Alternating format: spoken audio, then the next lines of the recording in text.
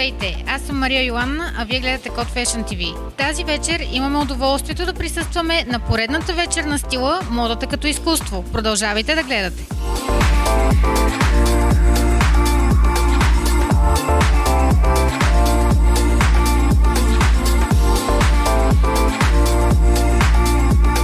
Пред камерата на Code Fashion вече и професор Любомир Стойков. Здравейте, професоре! Как сте тази вечер? Здравейте! Аз съм много ентусиазиран от това, че Академията за мода посвещава поредната вечер на стила на модата като изкуство. Казвам, че съм ентусиазиран, защото би трябвало вече да е анахронизъм, да е абсолютно ненужен въпросът дали модата е изкуство, но така или иначе той продължава да се така повдига, продължава да се задава. И аз смятам, че това е един абсурд, но така или иначе все пак хората трябва да знаят защо модата е изкуство. Те трябва да са наясно, че вглеждането в произведенията на такива великани в сферата на световния моден дизайн, като Чарлз Фредерик Уорт, Пол Пуаре, Елза Скиапарели, Мадлен Вионе, Кристобал Баленсиага, Коко Шанел, Диор, по-късно Джон Галиано, Александър Макуин, стигайки до Айрис Ван Херпен, това са все творци, които създават шедьоври, които правят така, че модата се равнопоставя на останалите изкуства, че модата получава правото да бъде в музеите, да бъде в галериите. Бихте ли ни казали, тъй като вече споменахме, че вечерта е под наслов "Модата като изкуство", какво предстои да видим? Какво сте ни подготвили? Преди да ви кажа какво предстои да видим, искам да отбележа още нещо. И това са думите на велики Ив Сен Лоран, че нашата задача на истинските модни творци е да превърнем историята на облеклото в история на изкуството. Сами Ив Сен Лоран се е вдъхновявал от такива гениални творци като Марсел Пруст в литературата, в изобразителното изкуство Жорж Брак, Пабло Пикасо, Пит Мондриан. Не бива да подминаваме и българската традиция в естетическата интерпретация на модата, и тук за пример ще посоча трима от класиците на съвременния български моден дизайн: Натали Генова, която е създател на първия български бутик Натали, Запрян Маринов, който по образование той е завършил живопис в Националната художествена академия и до последния си дъх работеше именно естетизирайки модата, както и Васко Василев, който е прекрасен дизайнер, но той е много силен, много добър художник. Така че аз искрено вярвам, че днешните български модни творци, нашите дизайнери ще дадат своя принос към схващането, към разбирането, към еволюцията на модата като изкуство.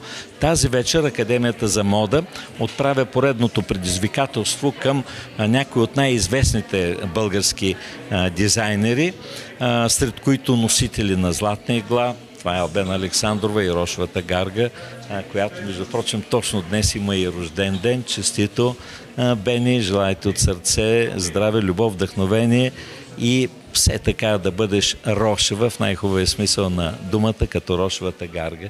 Ще участва също така Радослава Лазарова, която е многократен носител на Златна игла, дизайнер на годината, също Аксел Харди. Тук не можем да подминем Алегра и Радостина Дулъпчева. От по-младите генерации се включва Лия Каменова и редица още други. Да не пропускаме някой. Вие ще ги покажете после във вашия репортаж. Николай Божилов, който е двукратен носител на Златна игла, един от най-оригиналните, най-интересни български дизайнери. Мила Захарева с нейния бранд "Лакара ми ексклюзив" и други. Надявам се, че тази вечер ще удари още веднъж мощно камбаната за това, че модата има един уникален звук, и това е звука на високата естетика, звука на истинското изкуство.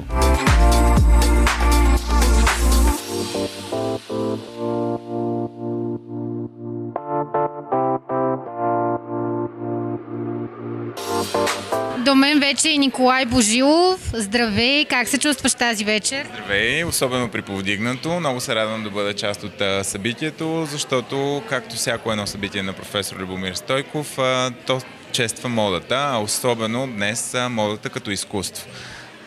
Виждам едно прекрасно творение до теб. Ще ни кажеш ли как го създаде и какво те вдъхнови? Благодаря много. Създадох го с ръцете си.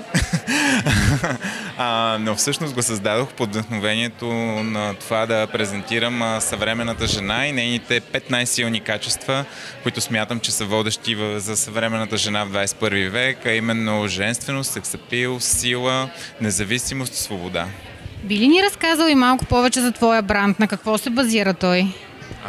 Да, разбира се. Моя бранд с името Николай Божилов се базира по-скоро върху изследвания върху концептуалната мода, нестандартни вдъхновения, по-скоро минималистичен и общо взето така винаги търся взаимовръзката между природа и технология.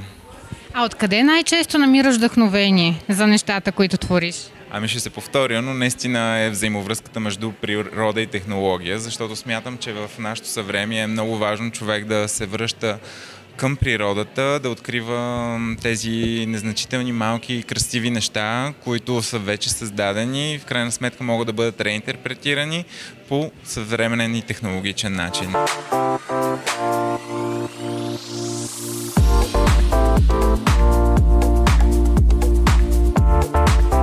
Вече си говорим и с Мила Захариева. Мила, здравей! Винаги се радвам да те виждам на събитията. Как се чувстваш?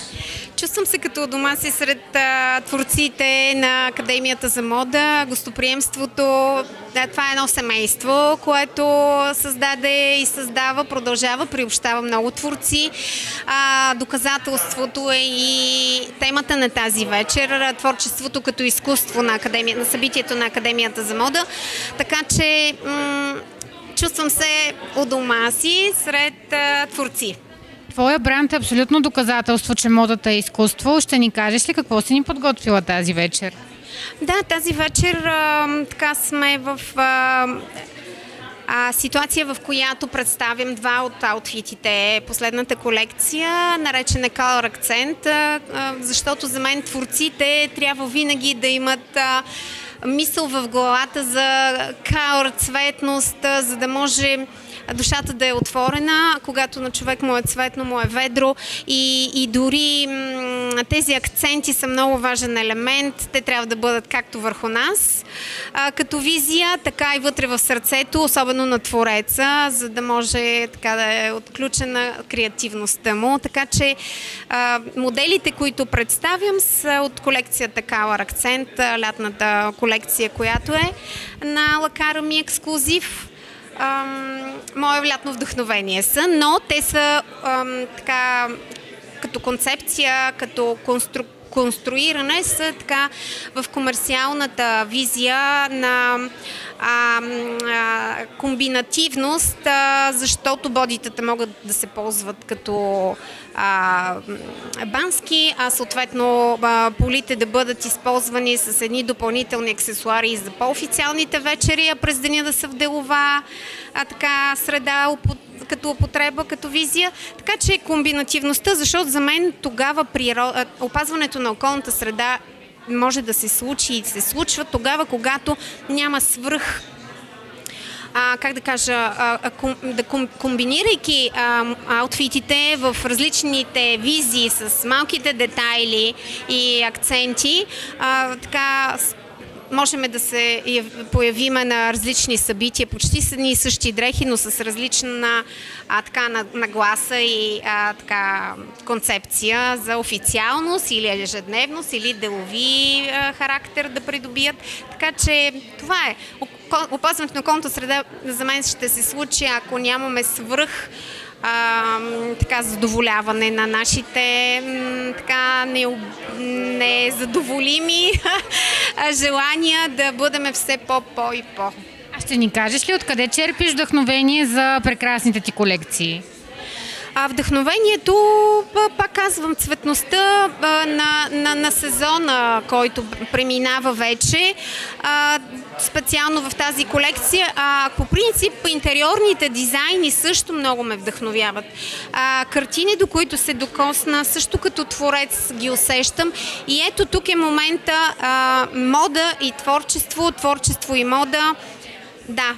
Ние твориме творчеството в дрехи, но много често заряда могат да бъдат творения на други творци.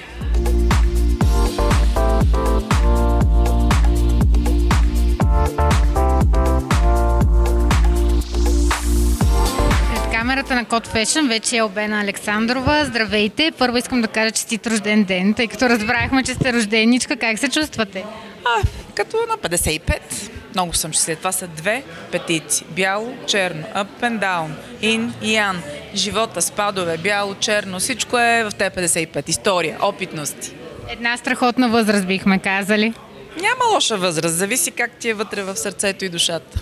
А сега нека да си поговорим и за тази вечер. Какво сте ни подготвили? Какво да очакваме да видим от вас?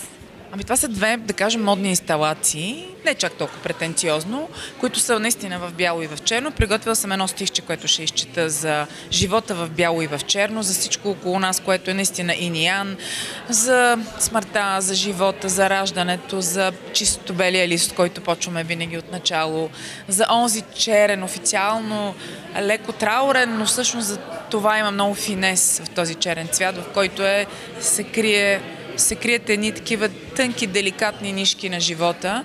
И в това е моята всъщност и символика на тази модна инсталация. Бялото и черното, ин и ян. Етюд в бяло и черно, така се казва колекция. Те не е колекция, това са два модела. Нямаме търпение да ги видим. А бихте ли ни казали откъде най-често намирате вдъхновение за колекциите, които създават? От всякъде изкачат зайчета, както аз обичам да казвам. Така някой път даже си седа в някое кафе и наблюдавам улицата, живота. Преди грабвах една салфетка и почвах да пиша или да рисувам нещо, а сега имам телефон и това става много по-бързо, но продължавам да рисувам по салфетките на сладкарниците.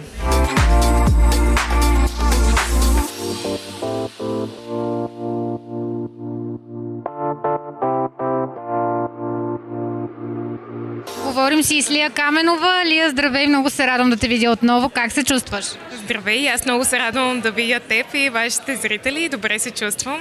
Благодаря. Разкажи ни повече за невероятния модел, който виждаме до теб.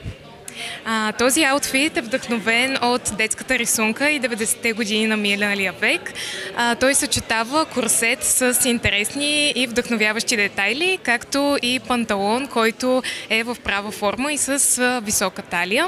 Тази рисунка, всъщност, която виждаме, е принт от Гергана Андонова, която е само на 6 години и беше участник в нашето лятно дизайн училище, организирано от Рефлет. Наистина бихме нарекли това произведение изкуство. Би ли ни казала откъде най-често черпиш вдъхновение за колекциите си, тъй като винаги са много интересни и определено изпъкват пред другите? Благодаря ти. Доста интересен въпрос. Всъщност вдъхновение за моите колекции черпя най-вече от формите, от нещата, които ме вдъхновяват в природата и отскоро се вдъхновявам и от малките деца, защото смятам, че тяхното въображение е много истинско и много чисто. Пред камерата на Code Fashion си говорим и с Аксел Харди. Здравейте! Изключително се радвам да ви видя. Как се чувствате? Аз също много се радвам да ви видя. Чувствам се прекрасно. Темата на тази вечер е много интересна, интригуваща и доста поработих за моите 3 визи да се представя добре тази вечер. Ще ни кажете ли какво да очакваме да видим от вас тази вечер? Аз съм приготвила 3 визи и всяка в моите представи е като една картина и рамката е човешкото тяло. Надявам се да се усети тази идея и замисъл от всеки, който види тоалетите. Едната е в златисто, преливащо, с релефи, които се движат гъвкаво по тялото и по роклята. Другата е с много движение и флуидност, с наситен красив цвят, който много художниците харесват, виолетово. И третата е изкуството, но като статуетка. Изящна и там следват едни плавни форми и възприемаме роклята като част от една красива статуетка на една красиво женско тяло.